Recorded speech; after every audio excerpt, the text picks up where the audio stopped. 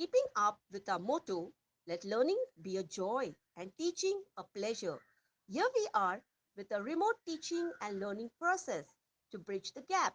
Happy learning, students. नमस्कार।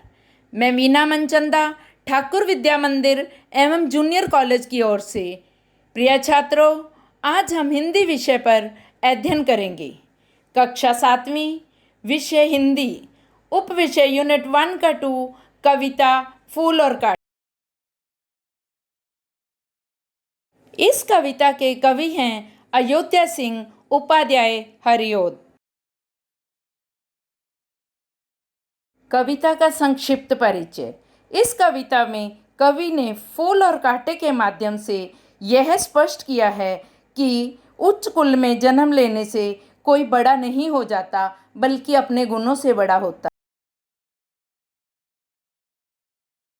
प्रिय विद्यार्थियों, आज हम फूल और कांटे कविता का भावार्थ समझेंगे। कविता में आए कठिन शब्द, व्याकरण संबंधी शब्द इत्यादि का शिक्षिका आपको अर्थ बताएगी। आप अपने हाथ में पेंसिल रखिए और अपनी पुस्तक पर ही उसका अर्थ लिख लीजिए। है जन्म लेते जगह में एक ही पौधा उन्हें है पालता, रात में उन पर चमकता चांद भी एक ही सी चांदनी है डालता। बच्चों देखिए, फूल और कांटे दोनों का जन्म एक ही पौधे पर होता है और वह पौधा बिना भेदभाव किए दोनों का पालन पोषण एक जैसा करता है।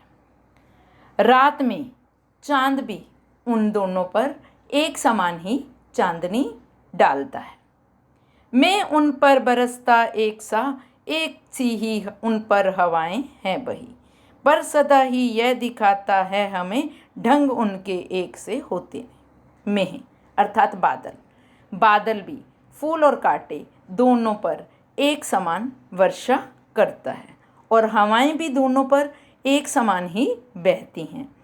परंतु फूल और कांटे दोनों के साथ बादल, पौधा, चांद, हवाएं एक जैसा व्यवहार करती हैं, परंतु दोनों के ढंग, दोनों के तरीके अलग अलग होते हैं।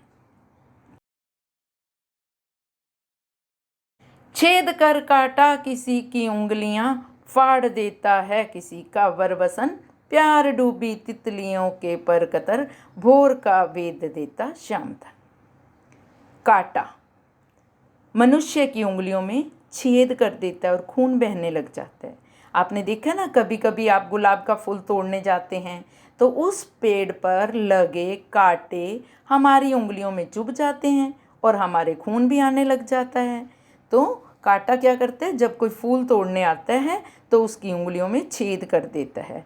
और कभी कभी क्या करता है, हमारे वर होता है सुंदर, वसन होता है वस्त्र, जो हमने सुंदर वस्त्र पहने होते हैं उनको भी फाड़ देता है।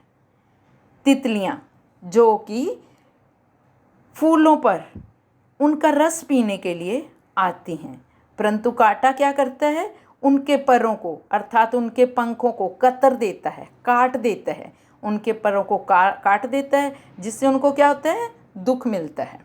और भंवरा जो फूलों का मकरंद पीने के लिए फूलों पर गुंजार करता रहता है, उसके श्याम तन को भी कांटा जख्मी कर देता है, वेद देता है। वेद देना जख्मी कर देना है, उसको घायल कर देता है, उसके श्याम तन को। तन होता है शरीर, देखो तन के पर्यायवाची आएंगे, शरीर, बदन, अंग। अगला पैरा देखिए, फूल लेकर तितलियों को गोद में, भोर को अपना अनूठा रस पिला, निज सुगंध ओ निराले रंग से, है सदा देता जी की कली खिला। फूल क्या करता है, कांटे के विपरीत व्यवहार करता है। वो तितलियों को अपनी गोद में बड़े प्यार से भर लेता है और उनको अपना अनूठा रस पिला देता है। निज अपनी सुगंध से वो और अपने निराले रंग से लोगों का मन प्रसन्न कर देता है। जी की कली खिलाना क्या होता है, मन को प्रसन्न कर देना होता है, ये मुहावरा है। और सुगंध है खुशबू, इसका विलोम शब्द आएगा दुर्गंध। रंग का आएगा बेरंग। फूल क्या करता है, अपने सुंदर रंग से और अपनी सुगंधि से दूसरों के मन को प्रसन्न कर देता है। जबकि कांटा क्या करता है, दूसरों को कष्ट देता है, उनके कपड़े फाड़ देता है, उनके बदन को कतर देता है, उन मनुष्य की उंगलियों में चुभ जाता है। वहीं फूल सबको प्रसन्न कर देता है खटकता एक सबकी आंख में, दूसरा है सोता सुर शीस पर, किस तरह कुल की बड़ाई काम दे, जो किसी में हो बड़प्पन की कसर। आंख में खटकना होता है बुरा लगना, मुहावरा। कांटा क्या करता है, सबकी आंखों में खटकता है, सबको बुरा लगता है, कोई भी उसको पसंद नहीं करता। आपको कांटा पसंद है? नहीं, किसी को भी कांटा पसंद नहीं होता है।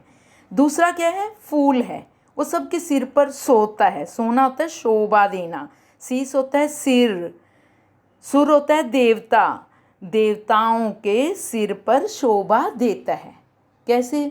जैसे हम मंदिर में जाते हैं तो सभी देवताओं के सिर पर फूल चढ़ाते हैं, शिवलिंग पे फूल चढ़ाते हैं हम, तो उसमें क्या होता है, फूल क्या है, शोभनीय है, अच्छे काम आता है, सबके सिर पर शोभा देता है। जबकि कांटा सबकी आंखों में खटकता है। कोई भी व्यक्ति अपने कुल की बढ़ाई कैसे कर सकता है, यदि वो अच्छे काम करे, उसमें अच्छे गुण हो, उसका अच्छा स्वभाव हो, वो दूसरों की सहायता करे। और यदि किसी में बड़प्पन की कमी हो, कसर होता है कमी, किसी में बड़ेपन की, बड़ापन होता है क्या, महानता, ग्रेटनेस, यदि उसकी कमी हो तो वो क्या, दूसरों की आंखों की किरकिरी बन जाता है, आंख में खटकने लग जाता है। तो कुल मिलाकर इस कविता में कवि ने यह कहा है, फूल और कांटे के साथ हवा, पौधा, मेह, चांद एक जैसा व्यवहार करते हैं, परंतु दोनों के ढंग अलग अलग हैं। फूल सबके साथ अच्छा व्यवहार करता है और कांटा सबके साथ बुरा व्यवहार करता है। तो इस कविता से हमें क्या सीख मिलती है, हमें दूसरों के साथ अच्छा व्यवहार करना चाहिए, ना कि बुरा व्यवहार करना चाहिए। यदि हम अच्छा व्यवहार करेंगे तो सब हमें पसंद करेंगे, और यदि हम बुरा व्यवहार करेंगे तो कोई भी हमें पसंद नहीं करेगा। मुझे आशा है कि आपको ये वीडियो पसंद आया होगा। धन्यवाद।